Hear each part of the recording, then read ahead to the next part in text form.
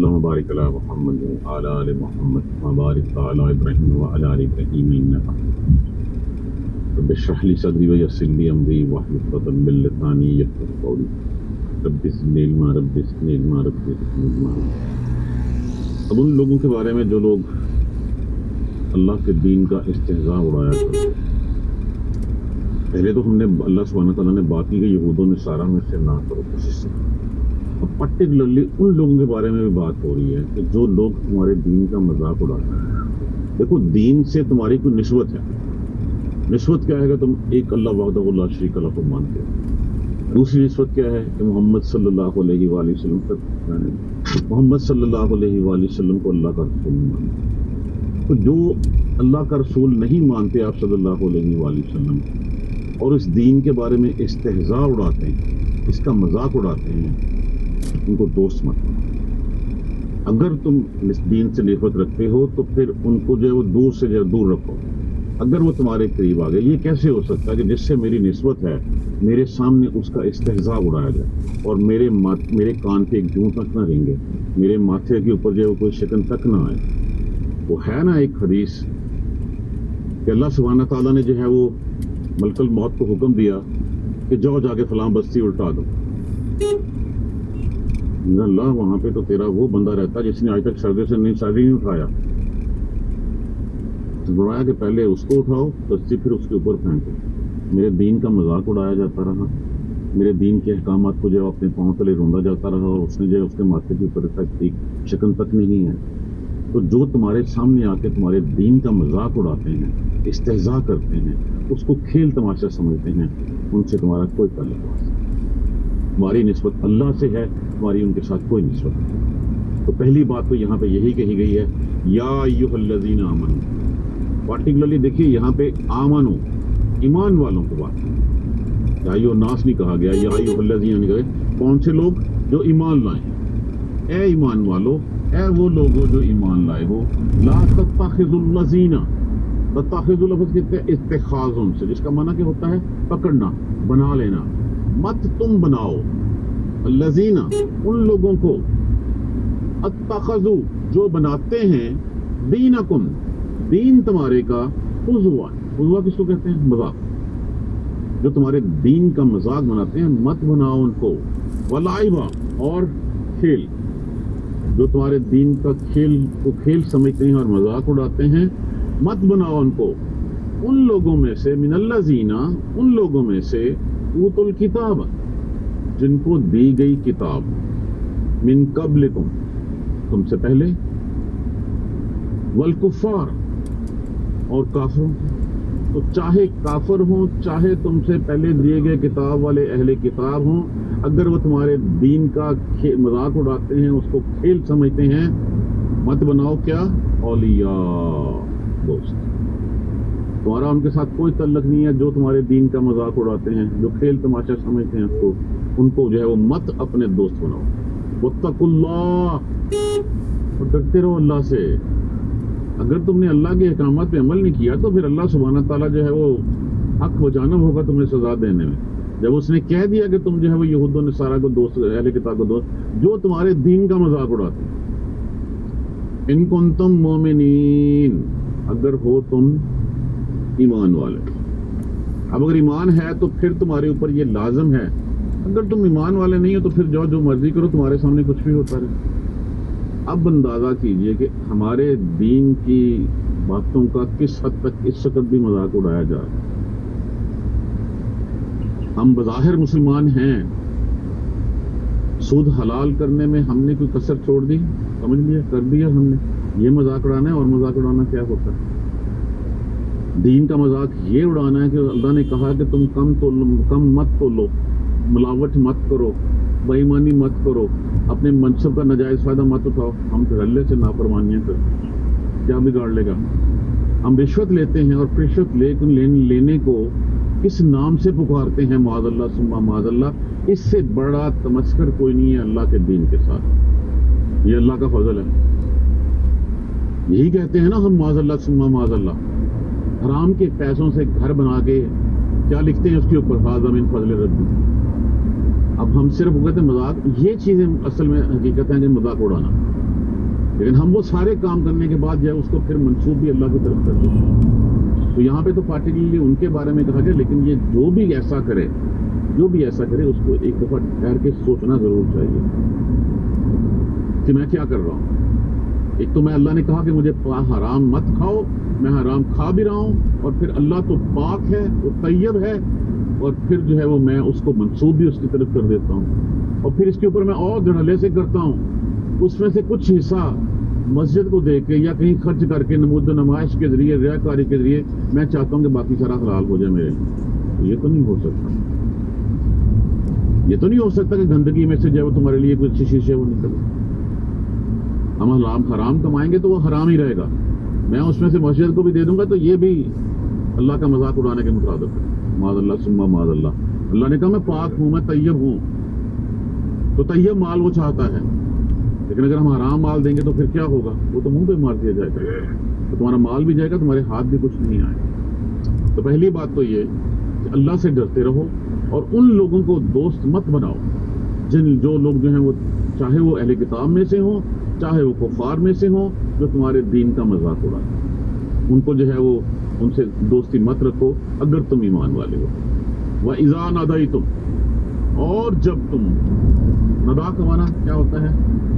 پکارنا. نادا اس نے پکارا. اور جب تم پکارتے ہو الی الصلاۃ، طرف نماز کی، اتخذوها ہزوا ولعبا، وہ مذاق بنا لیتے ہیں اس پکارنے کو اور کھیل سمجھتے ہیں اس کو. ذالک بانہم، یہ بوجہ اس کے کہ قوم لا یعقلون، یہ لوگ عقل نہیں رکھتے. کہ اس اذان کی آواز کو، پہلے میں اس کو ڈیفائن کر دوں. ایک یہ کہا گیا وَإِذَا نَدَيْتُمْ، یہ 2 دفعہ پکارنا کہا گیا ہے قرآن میں نماز کے لیے. اور دوسرا ہم پڑھتے ہیں سورہ جمعہ میں، یا ایھا الذین آمنوا اذا نودی للصلاۃ من یوم الجمعہ. اب یہ پکارنا نماز کا کیسے پکارنا ہے؟ آپ میں سے کوئی بتا سکتا ہے کیسے پکارنا ہے؟ کہاں قرآن میں حکم ہے اذان کا؟ یہ لکھا ہوا ہے؟ اس کا طریقہ کون ڈیفائن کرتا ہے؟ جب اللہ نے تو کہا کہ پکارنا ہے، تو پکارنا کس طرح پکارنا ہے؟ اذان کے ذریعے پکارنا ہے. اذان کا کہیں ذکر ہے قرآن میں؟ نہیں ہے. تو پھر کیا کریں؟ بات مانے رسول کی، اطیعوا اللہ واطیعوا الرسول. اطاعت اللہ کی کرو، اطاعت کرو رسول کی. رسول نے بتایا کیسے پکارنا ہے اذان کی. اگر میں اللہ کی طرف جانا چاہتا ہوں تو ان کنتم تحبون اللہ، اگر تم چاہتے ہو کہ اللہ تم اللہ سے محبت کرو، فاتبعونی، تو پیروی کرو. پھر یہ کل بھی ہم نے ریفرنس پڑھی تھی. تو پھر راستہ کدھر سے جاتا ہے؟ رسول اللہ صلی اللہ علیہ وسلم کے پاس سے جا کے. جو حدیث کا منکر ہے، اب اس سے یہاں سے ثابت ہوا کہ یہ پکارنے کا کہہ تو گیا پکارو، کیسے پکارنا ہے یہ نبی تمہیں بتائے گا کیسے پکارنا ہے. تو جو حدیث کا منکر ہے اس کے اوپر متفق کفر کا فتویٰ. تو جو حدیث کا منکر ہے وہ قرآن کا بھی منکر ہے. اب کسی نے تو یہ نہیں بتایا، قرآن میں کہیں نہیں لکھا ہوا کہ اذان کیسے جو وہ دی جانی، تو اللہ کے نبی نے بتایا. قرآن میں 2 دفعہ یہ کہہ دیا گیا ہے کہ یا ایھا الذین آمنوا اذا نودی للصلاۃ واذا نادیتم الی الصلاۃ، اور جب تم پکارتے ہو طرف نماز کی. کہیں نہیں لکھا طریقہ کس نے بتایا؟ رسول اللہ صلی اللہ علیہ وسلم. تو جو حدیث ہے، اب جیسے کل بھی میں نے عرض کیا تھا، رسول اللہ صلی اللہ علیہ وسلم نے فرمایا کہ مجھے صرف یہ قرآن نہیں دیا گیا، مجھے اتنا کچھ اور بھی دیا گیا. تو اس اتنے کچھ میں یہ بھی ہے کہ اس پکارنے کا طریقہ بھی اللہ نے بتایا تھا. تو جب تم پکارتے ہو نماز کی طرف، اتخذوها ہزوا، وہ بنا لیتے ہیں اس کو کھیل تماشا، ایک کھیل تماشا بنا لیتے ہیں. ذالک بانہم، یہ اس وجہ سے کہ یہ قوم لا یعقلون، کہ یہ لوگ جو ہیں وہ عقل نہیں رکھتے. ایک یہودی تھا، وہ جس وقت جو ہے وہ کہا جاتا ہے نا اشہد ان محمد الرسول اللہ، اس وقت وہ کہتا کہ اللہ جھوٹے کو آگ میں جلا دے. کیونکہ وہ یہودی تھا، وہ سمجھتے تھے کہ یہ نبوت صرف جو ہے وہ ہمارے ہی قوم کا خاصہ ہے، یہ نبوت جو ہے وہ بنی اسماعیل میں جا ہی نہیں سکتی. تو ایک دن کیا ہوا، اس کا ملازم کوئی آگ لے کے پھیلا تھا، اس میں سے ایک چنگاری اڑی اور وہ خود جو ہے وہ اپنے گھر والوں کے ساتھ جو ہے وہ جل کے راکھ ہو گیا. تو یہ جو نماز کے اذان کے بارے میں کہتے تھے کہ دیکھیں آپ دین میں جو ہے وہ بدعت نکال رہے ہیں.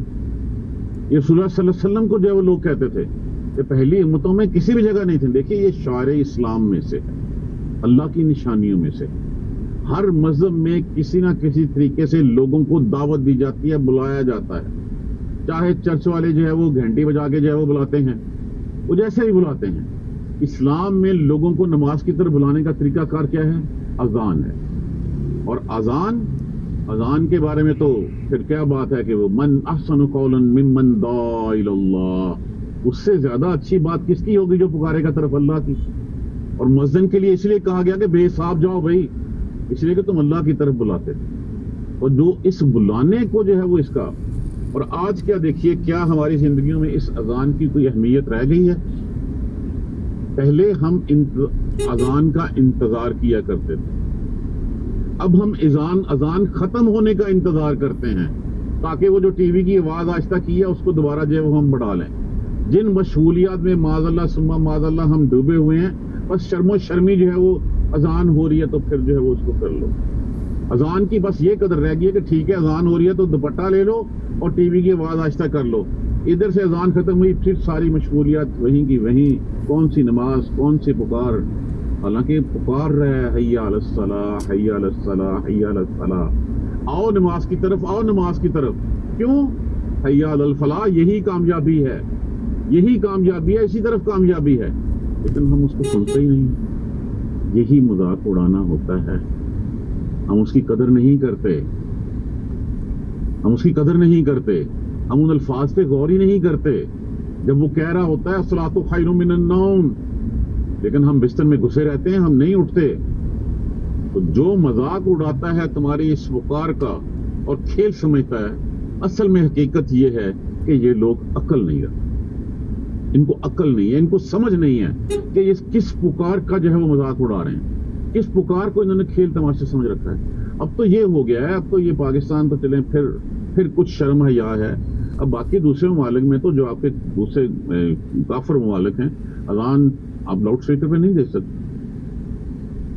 آپ صرف جو ہے وہ لاؤڈ اسپیکر پہ کچھ بھی نہیں, وہ دے نہیں سکتے آپ وہاں پہ. یہ تو ہمارے یہاں ہمیں اجازت ہے کہ لاؤڈ اسپیکر پہ پکار دے. لاؤڈ اسپیکر پہ انڈیا میں کہاں پہ آپ رہ گیا؟ یا باقی دوسرے ممالک میں, آپ امریکہ کینیڈا میں چلے جائیں, لاؤڈ اسپیکر پہ نو وے ایٹ آل, کسی نہیں. اب اس کا طریقہ کار لوگوں انہوں نے وہاں پہ کیا نکالا, جو سچے مسلمان ہیں وہ اس کے اوپر فون کے اوپر یا اپنی گھڑی کے اوپر جو ڈیجیٹل گھڑی واچ ہے اس کے اوپر جو وہ اذان کی پکار دیا ہوا. تو جو کھیل تماشا بناتے ہیں ان کو بھی دوست مت بناؤ. قل یا اہل الکتاب, کہہ دیجئے اے اہل کتاب, حل تنکمون, حل بیسیکلی استفہامیہ کے لیے استعمال ہوتا ہے, لیکن اس کا حساب بھی وہی ہے جو ان کے بعد الا آ جائے تو کیا ہوتا ہے, ان نافیہ میں تبدیل ہو جاتا ہے. اسی طرح حل کے بعد اگر الا آ جائے تو حل بھی نافیہ میں کنورٹ ہو جاتا ہے. قل, کہہ دیجئے یا اہل کتاب, یا اہل الکتاب, یا اہل الکتاب, اے اہل کتاب, حل تنکمون, تنکمون لفظ نکما, اس کا معنی انتقام لینا بھی ہونا ہے, اس کا معنی برا جاننا بھی ہوتا ہے, اس کا معنی عیب نکالنا بھی ہوتا ہے. یہ سارے معنی میں لفظ استعمال ہوتا ہے. تم کیوں برا سمجھتے ہو ہمیں؟ نہیں تم برا سمجھتے ہمیں, نہیں تم عیب لگاتے منا, ہم میں, الا, مگر یہ کہ ان آمنا باللہ, ہمارا قصور صرف یہ ہے کہ ہم ایمان لائے اللہ پر, وما انزل الینا, اور جو اتارا گیا طرف ہماری, وما انزل من قبل, اور جو اتارا گیا اس سے پہلے. صرف یہی جرم ہے مسلمانوں کا کہ وہ اللہ پر ایمان لاتے ہیں اور جو اتارا گیا ان پر. کیا اتارا گیا؟ یہ قرآن اتارا گیا. کس کے تھرو اتارا گیا؟ محمد صلی اللہ علیہ وآلہ وسلم کے. قصور